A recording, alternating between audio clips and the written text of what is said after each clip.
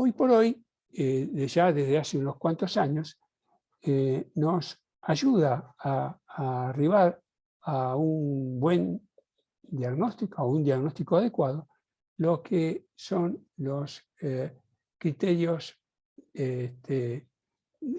para endocarditis infecciosa, los criterios de Duke, de la Universidad de Duke, y que en el tiempo se han modificado. De acuerdo a estos criterios, hay criterios clínicos mayores y criterios clínicos menores. Mayores, donde se tiene en cuenta el tema del hemocultivo y la ecocardiografía. Si un paciente presenta 2 hemocultivos separados, positivos, con cualquiera de los microorganismos típicos para una endocarditis infecciosa, como son el Staphylococcus aureus, Streptovirans, Streptogalloliticus, ASEC y Enterococo, ya tenemos realmente un punto muy importante como para hacer el diagnóstico de una endocarditis infecciosa. El hecho de que el paciente tenga una vegetación en la ecocardiografía es otro punto también importante para arribar al diagnóstico, y una nueva regurgitación valvular también es otro elemento. Estos son los criterios clínicos mayores. Hay criterios clínicos menores, son 5 criterios menores, donde el hecho de tener una afección cardíaca predisponente es un punto, el hecho de tener fiebre es otro, el hecho de presentar fenómenos vasculares como émbolos arteriales, hemorragias intracraneal, hemorragia conjuntiva, todas complicaciones de la endocarditis, fenómenos inmunológicos como la glomerulonefritis, los nódulos de Osler, la mancha de Roth o factor reumatoideo, y cultivos de sangre positivos que no cumplen con los criterios mayores, o evidencia serológica de infección activa con un microorganismo consistente con endocarditis infecciosa. Estos son los 5 criterios menores. 2 criterios mayores, o 5 criterios menores, o un criterio mayor más 3 criterios menores, hacen el diagnóstico clínico definitivo. 3 criterios menores, o un criterio mayor más uno menor, el diagnóstico es posible. Fuera de esto, se rechaza el diagnóstico de endocarditis infecciosa. Estos criterios tienen un 80% de sensibilidad. Hablamos de la clínica, hablamos de los laboratorios, de los hemocultivos, de la ecocardiografía, y sigue habiendo un empeño para tratar de hallar metodologías que sean mucho más eficaces para arribar al diagnóstico de endocarditis infecciosa. En eso se está, pero bueno, ya hay algunos elementos, por ejemplo, esto que les estoy mostrando es un metaanálisis con tomografía por emisión de positrón. Se hizo un metaanálisis sobre endocarditis infecciosa de 3 estudios con 537 pacientes, y esto mostró que tiene una sensibilidad del 76% para el diagnóstico de endocarditis infecciosa y una especificidad de casi 78%. Hoy por hoy, la conclusión es, para los pacientes con endocarditis probable de válvula protésica, sería un elemento que podría ayudar. Pero bueno, faltan que los consensos y las guías nos lo sugieran. Daniela, frente al cuadro clínico, recibió el tratamiento de penicilina sódica más gentamicina y siguió recibiendo otros tratamientos, teniendo en cuenta que ella tenía también insuficiencia cardíaca. Recordemos que tenía un Streptococcus grupo viridans, y en el caso de Streptococcus grupo viridans y bovis, con una SIM, concentración inhibitoria mínima muy pequeña, son pacientes que por ahí con 4 semanas, con penicilina o ampicilina o ceftriaxona, pueden andar bien. Pero también otra alternativa es penicilina o ampicilina más gentamicina durante 2 semanas, y esto es lo que por ahí se sugiere en gente más joven. la vancomicina quedaría para aquellos pacientes con alergias. Pero antes de iniciar el tratamiento, yo quiero enfatizar que no debemos iniciar un tratamiento sin haber obtenido hemocultivos. Siempre hemocultivos. Aunque sea en una hora, obtener 3 muestras, lo ideal sería por ahí con un poco más de tiempo. La elección del tratamiento debe basarse en qué microorganismo hallamos. Los antibióticos deben ser bactericidas. El tratamiento, obviamente, el paciente internado, endovenoso el tratamiento. Y la duración del tratamiento nunca debe ser menos de 2 semanas. Por lo menos, en general, se estila entre 4 y 6 semanas. Yo no les voy a hablar del tratamiento de cada una de las situaciones microbiológicas, sí mostrarles esta filmina y ya seguir adelante para ir tratando de terminar con el tema.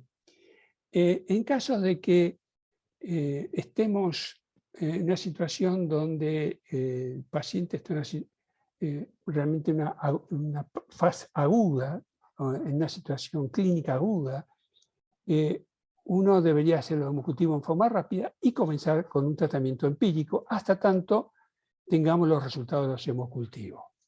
Entonces, tanto la Sociedad Argentina de Cardiología como la Sociedad de Cardiología Europea y otras sociedades están más o menos en similar acuerdo en que un paciente, el tratamiento empírico debería, para válvula nativa, debería comenzar con ampicilina sulbactam más gentamicina. Ampicilina sulbactam más gentamicina. Si es una endocarditis de válvula protésica temprana, vancomicina más gentamicina más rifampicina. Y si una válvula protésica tardía, el tratamiento sería como válvula nativa. Les recuerdo, para los que no están muy en el tema, los gérmenes en la endocarditis por válvula protésica, en el primer año, una vez efectuada la cirugía, esos gérmenes generalmente se asocian a gérmenes de la piel, de la situación de la cirugía. En cambio, la válvula protésica tardía, la endocarditis, más de un año, es en general gérmenes similares al de la válvula nativa. Y aquí sí, otro hecho que fue publicado esto en el año, hace 2 años y pico atrás, en la New England Journal of Medicine, un trabajo esto hecho en Dinamarca, donde tomaron 400 pacientes con endocarditis infecciosa del lado izquierdo, o sea, aórtico, mitral, y los pacientes comenzaron con tratamiento endovenoso y los dividieron en 2 mitades. Una fue hacia tratamiento vía oral y la otra fue siguió con tratamiento endovenoso. El objetivo de ese trabajo era buscar qué mortalidad había en una rama y en la otra, cuántos tuvieron que ir a una cirugía cardíaca no planeada, cuántos eventos embólicos hubo y cuántos nuevos hemocultivos positivos se presentaron en el camino. Y esto durante 6 meses. La conclusión de este trabajo es que no hubo diferencia entre los 2 grupos. O sea, los que recibieron tratamiento vía oral les fue igual que a los que recibieron vía intravenosa. Y esto, como ustedes pueden ver, año 2019, este año, en febrero, creo que fue en febrero, se publicó también en esta revista, autores que trabajaron en esta situación de antibióticos vía orales, comunicaron que luego de 2 años de finalizado el trabajo y seguido a estos pacientes, no hubo significación no hubo diferencia entre ambos grupos en cuanto a la evolución. Quiere decir que esto sería un tratamiento que podría ser de utilidad. Habrá que ver que los consensos y las guías nos dicen en el futuro. Daniela, los primeros 10 días con el tratamiento antibiótico, estuvo asintomática, sin fiebre. Los homocultivos que se le hizo nuevamente fueron negativos y sin cambios en el ecocardiograma. Pero a la semana nuevamente estuvo febril. Se le hizo un nuevo ecocardiograma y apareció una segunda vegetación. La paciente fue derivada a un centro quirúrgico y se le hizo un reemplazo valvular. Entonces, la endocarditis puede dar distintas complicaciones, como ya hemos visto: insuficiencia cardíaca, abscesos cardíacos, trastorno del sistema de conducción, infarto de miocardio, complicaciones neurológicas a través de las embolias y complicaciones renales también a través de los mecanismos similares. Es algo muy importante evaluar, y esto debe hacerse a través de un equipo de profesionales donde esté el médico internista, donde esté el médico cardiólogo cirujano, donde esté el infectólogo,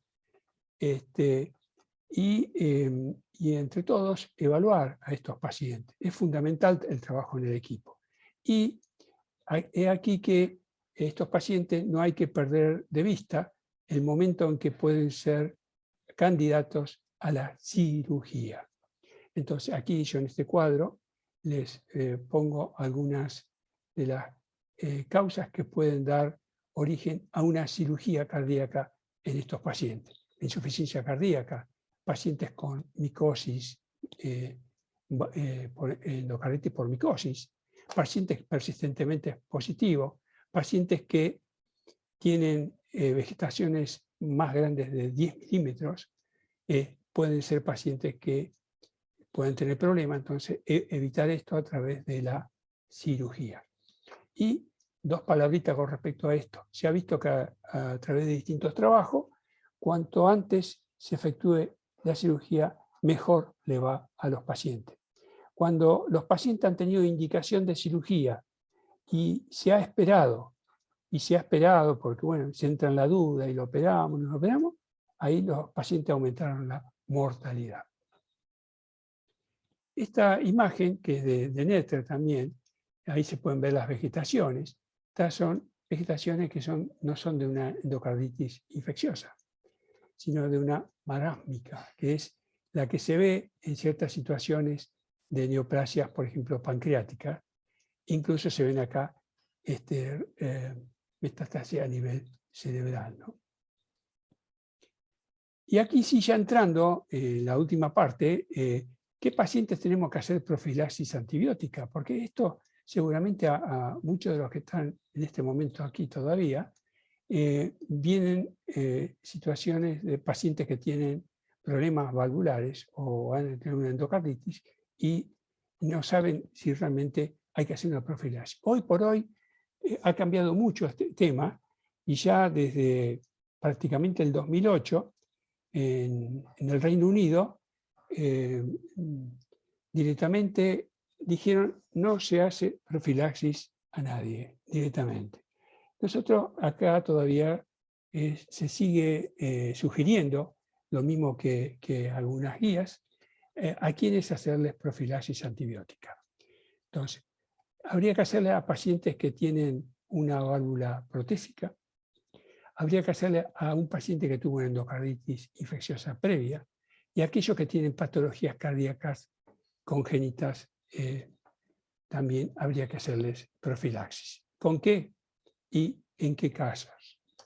En los casos de cuando hay que trabajar en la boca, el odontólogo que tiene que hacer una manipulación, y ahí esto se solucionaría con 2 gramos de amoxicilina o ampicilina 30 a 60 minutos antes. Única dosis. En el caso de una amidalectomía o adenoidectomía, también se puede hacer 2 gramos de amoxi o ampicilina. Y y aquí se acabó la profilaxis. Les voy a mostrar, para ir terminando, un caso que nos tocó también en el hospital. Un paciente de 44 años con antecedentes de tabaquismo y neumotórax que comienza 6 días antes del ingreso con dolor en puntada de costado, con expectoración mucopurulenta y hemoctóica. Consulta en el hospital de Ingeniero Guay, donde se le indican antiinflamatorios. El día de la fecha se despierta con imposibilidad de expresarse, por lo cual consulta al servicio de emergencia de este hospital, donde se le realiza un ataque de cerebro, donde no hay alteraciones. Lo evalúa el neurólogo de guardia, que le indica difenilantolina y dexametasona. Se hace una placa de tórax, se observa una masa parailiar izquierda y un laboratorio donde tiene una leucocitosis de 14.400. Se interna en clínica y dentro de los antecedentes el paciente es un tabaquista, fumador de 20 cigarrillos por día, alcohol 1 litro de vino por día, antecedentes de neumotórax y transfusiones hace 22 años. Al examen físico, el paciente tiene un claro adelgazamiento, está lúcido con un lenguaje monosilábico y en el electrocardiograma, 45 años, ya tenía una patente de infarto de cara inferior. Se hacen los siguientes diagnósticos, se piensa que tenía una neoplasia de pulmón, que tenía un linfoma, que tendría un aneurisma de tórax. Se le hace un plan diagnóstico y donde se pide un ataque de tórax y al segundo día se le hace un ataque de cerebro y lo informa normal. Pero se sugiere hacer una resonancia donde se observan lesiones múltiples, bilaterales e incluso en cerebelo. Se hace al tercer día un ataque de tórax, adenopatías mediastínicas. Al cuarto día presenta una paresia braquial derecha con disfagia. Al quinto día deteriora el sensorio con un estrabismo divergente, miliasis y un ataque del cerebro, muestra edema del lóbulo occipital y se indica manitol. El sexto día, el paciente está en mal estado general, se revisa la resonancia, se ve una imagen hipertensa en territorio de la cerebral posterior. Hemocultivos negativos. Al séptimo día, este paciente obitó. Y este paciente fue a autopsia, donde en la autopsia se observó que a nivel pulmonar tenía unas masas tumorales, como se ven acá, y, sorpresa, a nivel cardíaco tenía verrugosidades compatibles con una endocarditis infecciosa. Varón de 45 años que falleciera como consecuencia de un fallo multiorgánico con infartos en riñón, vaso, pulmón, ventrículo izquierdo y cerebro, a punto de partida de una endocarditis infecciosa de las válvulas mitral y tricúspide. Se halló además un carcinoma de células grandes de pulmón izquierdo con metástasis a ganglios iliares y peritraqueales. La endocarditis infecciosa, si bien es una entidad infrecuente, siempre tenerla en cuenta por sus complicaciones y su mortalidad que no ha descendido. Insisto, 25% de mortalidad en el EIRAS-3 y 30% de mortalidad al año. Es cada vez más frecuente en poblaciones añosas, siendo el estafilococo uno de los principales agentes etiológicos. No esperemos encontrarnos con la clínica clásica. No todos los pacientes tienen fiebre. No a todos les vamos a escuchar el soplo. Evitar el uso de antibióticos sin una causa justificada. Iniciar el tratamiento empírico inicial si hay una presentación aguda. Si no, tenemos que esperar y hacer las cosas lo mejor posible. La cirugía debe ser realizada precozmente si hay indicación.